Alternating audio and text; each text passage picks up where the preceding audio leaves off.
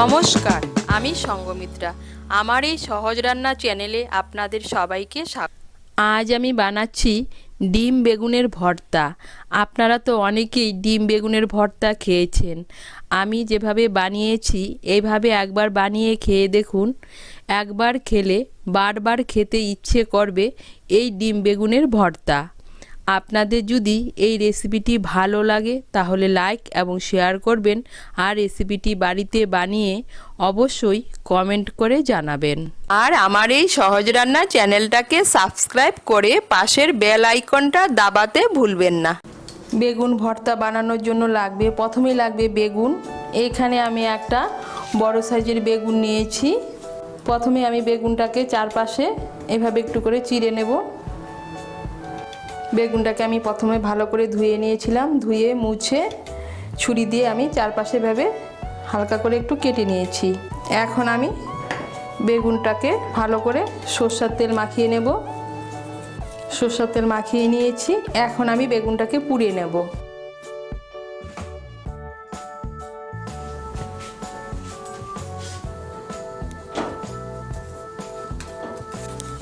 এই দেখুন, বেগুনটাকে আমি পুড়ে নিয়েছি। আর যা যা লাগবে পেঁয়াজ কুচি, লাগবে কাঁচা লঙ্কা কুচি, লাগবে লেবুর রস, লাগবে রসুন কুচি, লাগবে ধনে পাতা, লাগবে সামান্য একটু তিল, লাগবে সেদ্ধ ডিম, আর লাগবে স্বাদ মতো নুন আর সর্ষের তেল। এখন আমি বেগুনের খোসাটা ছাড়িয়ে নেব। আমি একটা পাত্রে অল্প জল নিয়েছি, হাতটা জলের মধ্যে ভিজিয়ে নিয়ে খোসাটাকে এভাবে ছাড়িয়ে নেব।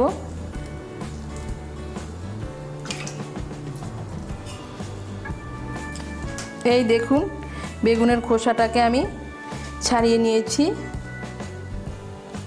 এই দেখুন, বেগুনটা কি সুন্দর সেদ্ধ হয়ে গিয়েছে।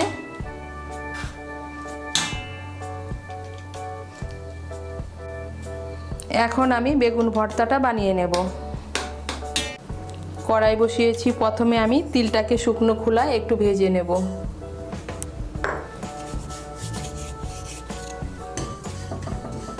এখানে আমি 2 বড় চামচ তিল নিয়েছি।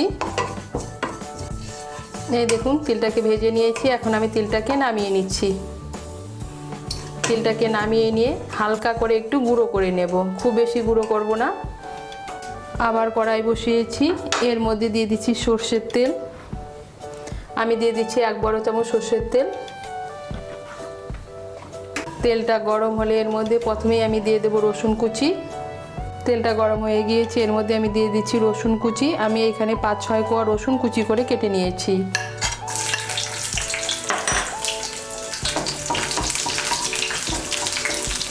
রসুন কুচিটাকে হালকা করে একটু ভেজে নেব।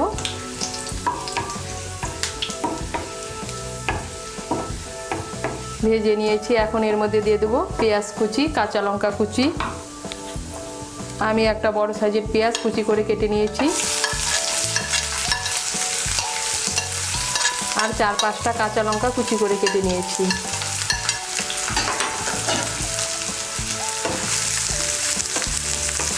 পেঁয়াজ কুচি আর কাঁচা লঙ্কা কুচিটাকে তেলের সঙ্গে মিশিয়ে নিয়ে ভেজে নেব হালকা করে।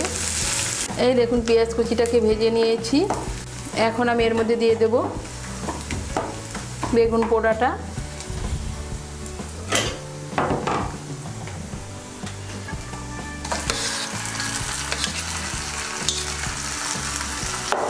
বেগুন পোড়াটাকে মিশিয়ে নেব তেলের সঙ্গে ভালো করে।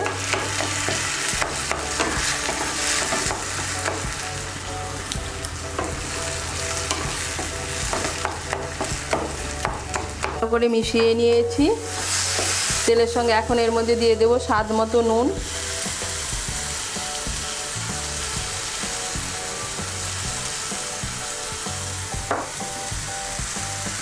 নুনটাকে ভালো করে মিশিয়ে নেব।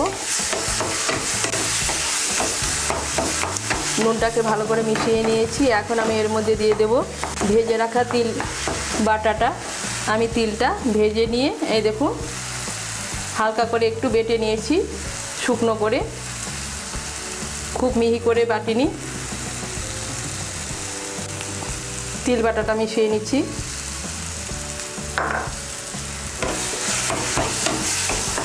ভালো করে মিশিয়ে নেব বেগুনের সঙ্গে।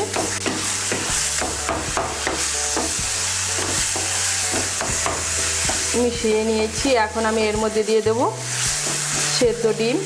ডিমটাকে আমি ছোট ছোট করে কেটে নিয়েছি। ডিম সেদ্ধটা মিশিয়ে নিচ্ছি।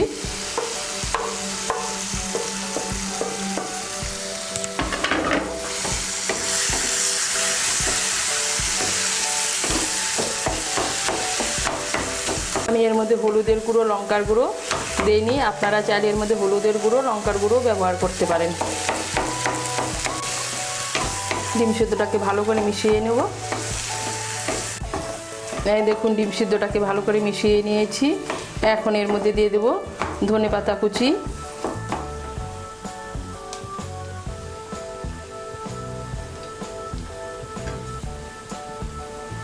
ধনেপাতা কুচিটাকে মিশিয়ে নিলেই তৈরি ডিম বেগুনের ভর্তা।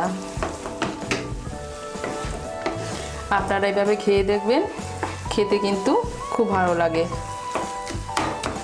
ধনেপাতা কুচিটাকে মিশিয়ে নিয়েছি। এখন গ্যাসটাকে বন্ধ করে দেব। বন্ধ করে দিয়ে এর মধ্যে দিয়ে দেব লেবুর রস।